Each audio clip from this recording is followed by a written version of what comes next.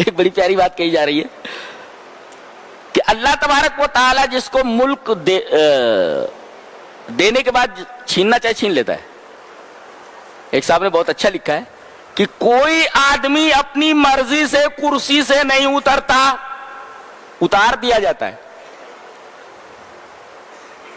کوئی آدمی اپنی مرضی سے کنگال نہیں ہوتا.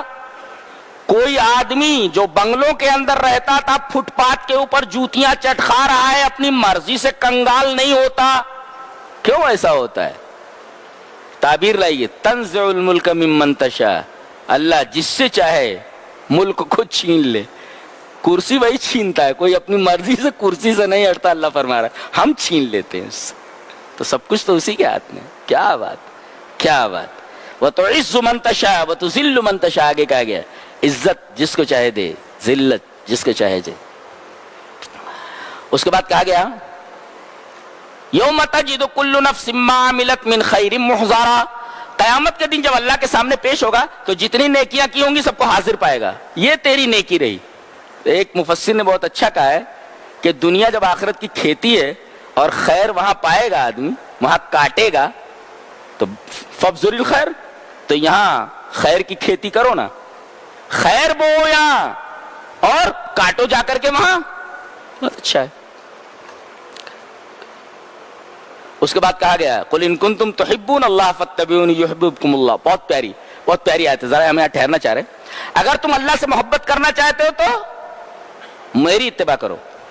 پتہ یہ چلا کہ اللہ یہ فرما رہا ہے ان کنت تدعی حب اللہ فارنا البرہان، اگر تم اللہ سے محبت کا دعویٰ کرتے ہو تو دلیل لاؤ. اور دلیل کیا ہے؟ ما علامت محبت اللہ، اللہ کی محبت کی علامت کیا ہے؟ تو علامت محبت اللہ اتباع محمد صلی اللہ علیہ وسلم. اللہ کی محبت کی علامت یہ ہے کہ آدمی محمد صلی اللہ علیہ وسلم کی اتباع کرے، اور جتنی اتباع رسول کی کرے گا اتنے زیادہ وہ اللہ سے محبت کرنے والا ہوگا. اللہ اکبر. اور اگر اتباع کرے گا تو گویا اللہ سے محبت کر رہا ہے، اللہ کے رسول کی اتباع کر رہا ہے، گویا اللہ سے محبت کر رہا ہے. اور جو اللہ سے محبت کرے گا اللہ اس سے محبت کرتا ہے. ہم دنیا میں لوگوں سے محبت کرتے ہیں مگر محبت کا جواب محبت سے نہیں ملتا. وفا کے بدلے وفا نہیں ملتی ہے، یہ دیکھا گیا. محبت کے بدلے محبت نہیں ملتی، وفا کے بدلے وفا نہیں ملتی. لیکن یہاں اللہ یہ فرما رہا ہے مجھ سے محبت کرو، محبت کا جواب محبت سے دیتا ہوں میں. بولے ان کنتم تحبون اللہ فاتبعونی یحببکم اللہ، اللہ تم سے محبت کرے گا.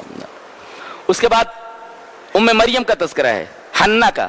یہ مریم کی ماں ہیں. کون؟ انہوں نے، ان کی اولاد نہیں ہوتی تھی.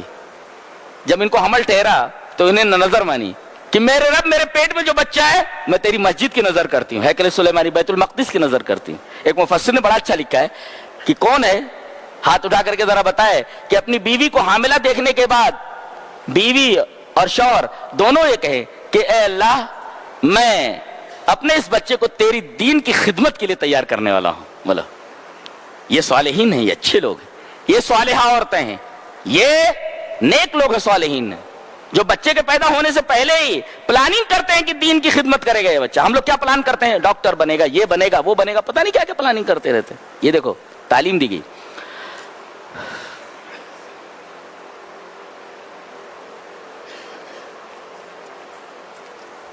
مریم جب بڑی ہوئی تو ان کو محراب میں رکھ دیا گیا، وہاں بیت المقدس میں. وہی کام کرتی تھی، جھاڑو پوچھا کرتی تھی سب. اور کفالت کون کرتے تھے؟ ان کے خالو زکریا. ایک دفعہ یہ آئے، انہوں نے دیکھا محراب کے اندر بغیر موسم کے پھل رکھے ہوئے ہیں. ارے رے قال ان یا مریم ان لک هذا، یہ بغیر موسم کے، یہ پھل تو اس موسم کے نہیں ہیں، کیسے آئے؟ یہ نقطہ بتایا گیا ہے کہ بچی کے ہاتھ میں موبائل دیکھیں تو پوچھیں ہم نے تو نہیں دیا تھا، کہاں سے لائیے؟ بھائی کو پوچھنا چاہیے، باپ کو پوچھنا چاہیے، ماں کو پوچھنا چاہیے کہاں سے آئے، کون لایا اس؟ میں نے تو نہیں دیا تھا. یہ کہہ رہے ہیں اس موسم کا پھل نہیں ہے، کہاں سے آئے؟ وہ کہہ رہے ہیں ہوا من عند اللہ، اللہ کی طرف سے ہے. اللہ.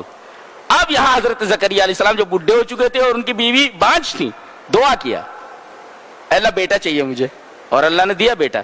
پتہ یہ چلا کہ کسی کی نعمت دیکھ کر کے حسد نہیں کرنی چاہیے، بلکہ اللہ سے اسی وقت دعا مانگنی چاہیے اللہ یہ نعمت مجھے دے دے. تو حسد کی جگہ پر وہ نعمت مانگنی چاہیے، وہ قبولیت کا وقت ہوتا ہے، قبول ہو جاتی ہے دعا. یہ نقطہ بتایا گیا ہے. ہنالک دعا زکریا رب. اللہ اکبر، کیا بات ہے.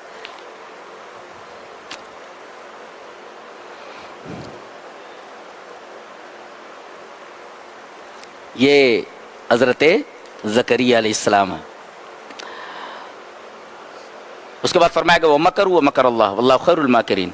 دین اسلام کے خلاف اور دین اسلام کے ماننے والوں کے خلاف سازشیں کرنے والے سازشیں کرتے رہتے ہیں, کوئی نئی بات نہیں ہے, لیکن اللہ ان کی سازشوں کو کامیاب نہیں ہونے دیتا. واللہ خیر الماکرین. لہذا ہم لوگوں کو مطمئن ہونے جانا چاہیے, ٹینشن نہیں لینا چاہیے, ٹینشن نہیں لینا چاہیے جی, ٹینشن نہیں لینا چاہیے. واللہ خیر الماکرین اللہ فرما رہا ہے. اس کے بعد ایک بڑی پیاری بات کہی گئی, ربانی بننا چاہے تو اللہ والے کہتے اللہ والا ہے, اللہ والا جس کو ربانی بولتے. اللہ فرما رہا ہے کہ ربانی کیسے بنتے ہیں, کہتے ربانی بننا ہو تو ایک طریقہ ہے, کونوا عبادا لی من دون اللہ ولکن کونوا ربانیین بما کنتم تعلمون الکتاب وبما کنتم تدرسون. ربانی بننا چاہے تو اللہ والے, رب والے, دو کام کرو, قرآن پڑھو اور پڑھاؤ, تعلمون الکتاب کتاب کو سکھاؤ, وبما کنتم تدرسون اس کو پڑھو. درس یدرس میں نے پڑھنا, علم یعلم میں نے سکھانا. قرآن پڑھو اور پڑھاؤ, ربانی ہو جاؤ گے. یہ اتنی بڑی کتاب ہے. یہ ربانی بننا, اللہ والا بننا تو دو کام کرنے ہیں, ایک تو قرآن کو پڑھو اور پڑھاؤ. اور اللہ کے رسول نے فرمایا خیرکم من تعلم القرآن وعلمہ, سب سے بہتر وہ لوگ ہیں جو قرآن کو سیکھتے اور سکھاتے. اس کے بعد فرمایا گیا اللہ اسلام کے علاوہ کوئی چیز قبول نہیں کرے گا, کوئی دین نہیں قبول. ومن یبتغی غیر الاسلام دینا فلن یقبل منہ. اسے وحدت ادیان کا رد ہوا کہ سارے دین سب اللہ تک پہنچانے والے. غلط ہے یہ, اسلام کے علاوہ کوئی دین اللہ کے یہاں معتبر نہیں ہے. اس کے بعد یہ فرمایا گیا ان الذین کفروا وماتوا وهم کفار, مر گئے کافر ہو کر مر گئے, فلن یقبل من احدهم ملء الارض ذهبا, زمین بھر کر اگر وہ سونا دے دیں فدیے میں نہیں قبول کیا جائے گا. آیت کریمہ کی تفسیر میں ایک مفسر نے لکھا ہے, بہت پیاری بات لکھی ہے, کہتا ہے کہ اگر پوری کائنات کو سونے کا ٹکڑا بنا دیا جائے تو کلمہ توحید کی قیمت کے برابر نہیں ہو سکتا. اس لیے کہ کلمہ توحید لا الہ الا اللہ, یہ کلمہ توحید ہے, اس کے ذریعے آدمی جہنم سے بچنے والا ہے. اور یہ پوری دنیا کو جو سونے کا ٹکڑا بنا دیا گیا یہ اس کے برابر نہیں ہو سکتا. لہذا کلمہ توحید دنیا کے تمام سونی چاندی سے بہتر ہے جو ہمیں اسے فری میں دے دیا گیا ہے. اللہ ہمیں نیک عمل اور اچھی سمجھ کی توفیق عطا فرمائے. وآخر دعوانا الحمدللہ رب العالمین.